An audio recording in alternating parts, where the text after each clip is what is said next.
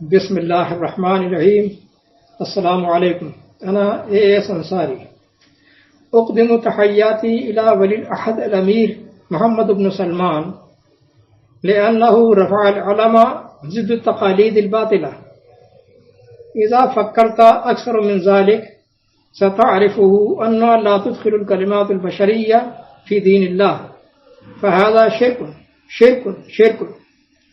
لا حاجة في دين الله قال فلان وقال فلان وقال فلان، كما ورد في سورة الكهف لا يشرك في حكمه أحدا 18/26. في دين القرآن، في نظام القرآن كان الرسول حيا حاكما حيا، كما قال القرآن في هذه الآية ولو ردوه إلى الرسول 4/83. شائعات المنتشرة في المدينة بنقلها إلى الرسول حتى يتمكنوا في التحقيق فيها. افقهوا في كل مكان في القرآن طاعة الرسول طاعة الرسول طاعة الرسول، لا طاعة للنبي ولا طاعة للقرآن ولا طاعة للكتاب ولا لمحمد.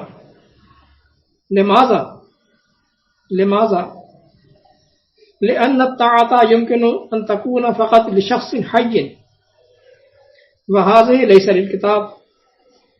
تدبروا أن القرآن انتهى النبي والنبوة ولم يختم الرسالة في 33/40، بل قائم بها المحدثون، ختم المحدثون الرسالة. هذا إفك مبين.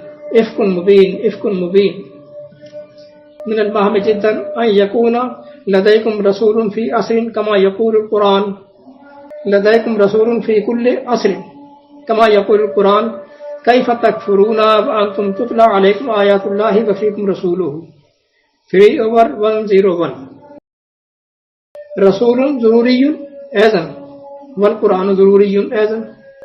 قبل اختتام النبوة كان الله يجتبي الرسول والنبي، ولكن بعد انتهاء النبوة المعار وذا الله المعار وعطى للمؤمنين سلطة اختيار الرسول لأنفسهم تحت هذه الآية 33/21.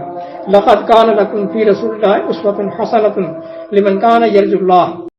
الشرح اللازم: إعلان لن يأتي نبي ولا رسول من عند الله، نظرا لأن العديد من الأنبياء الكذابة قد أتوا حتى اليوم، فقد جاء من الأحاديث ولا يمكن لأحد أن يكون نبيا من القرآن. سوف ألقي من ضوء على الموضوع، وخاصة في هذه الآية لقد كان لكم في رسول الله أسوة حسنة إن شاء الله. والسلام.